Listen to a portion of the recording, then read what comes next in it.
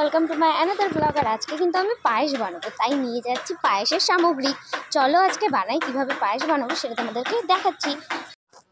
तो एदिके आमी घर बाड़ी झाड़ देওয়া হয়ে গেল और এখন আমি চান করতে যাব, তারপরে আমি শুরু করব রান্না। তো এদিকে আমি জল ফোটাতে বসিয়ে দিয়েছি আর এদিকে মা চালটাকে ঝেড়ে দিচ্ছে আর এদিকে আমি দুধ গরম করে রেখে দিয়েছি।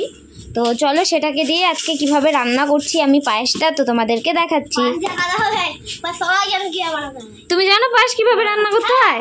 সব তো জানো।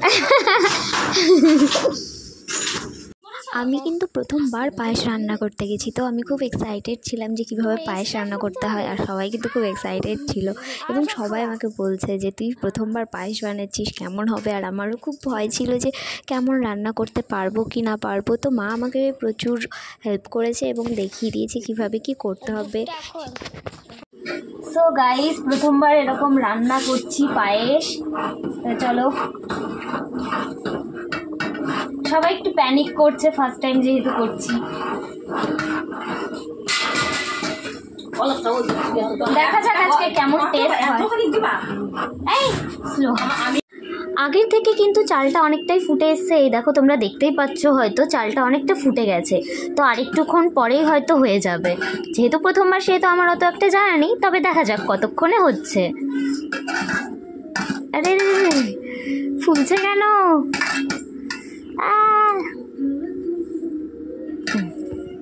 তো এখন আমরা দুধটাকে অ্যাড করে দিচ্ছি। এভাবে দেবো তো? হ্যাঁ দে,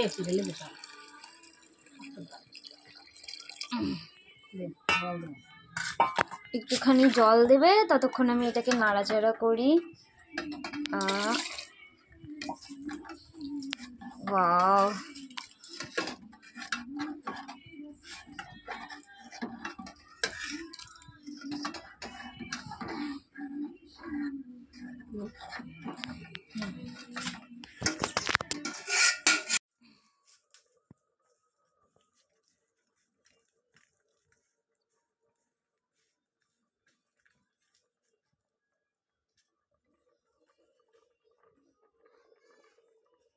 এদিকে আমি কিন্তু পাটালি গুড়টা দিয়ে দিলাম, যেহেতু গুড় দিয়ে আজকে পায়েসটা রান্না করব, কারণ গুড়ের পায়েসটা কিন্তু খেতে বেশি টেস্ট হয়।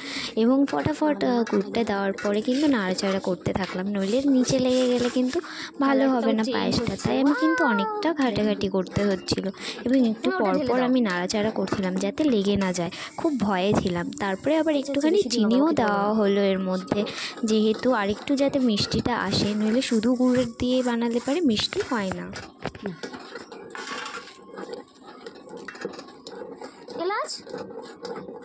ইলাইচি তো দেওয়াই হলো না।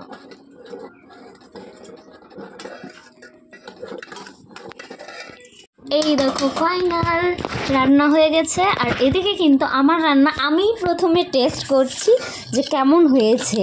চল টেস্ট করি।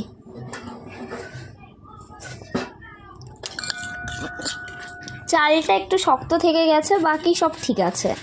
তো এটা প্রথমটা যাচ্ছে ঠাম্মার কাছে, ঠাম্মাকে দিচ্ছি। ঠাম্মা খেয়ে টেস্ট করে বলো কেমন হয়েছে। ওঠো ওঠো ওঠো ওঠো ওঠো না।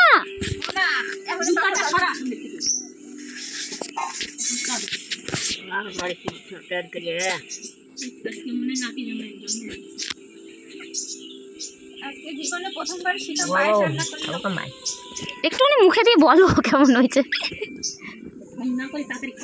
হ্যাঁ হয়েছে, কোনো ব্যাপার না, চুপটা।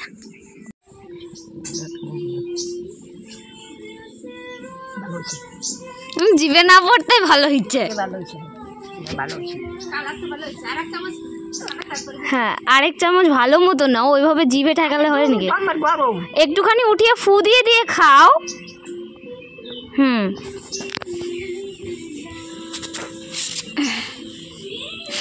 খাও।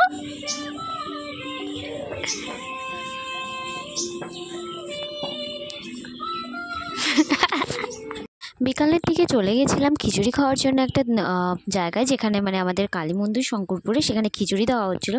তো আমরা সবাই মিলে চলে গেছিলাম খিচুড়ি নিতে। প্রসাদ নিব না আমি।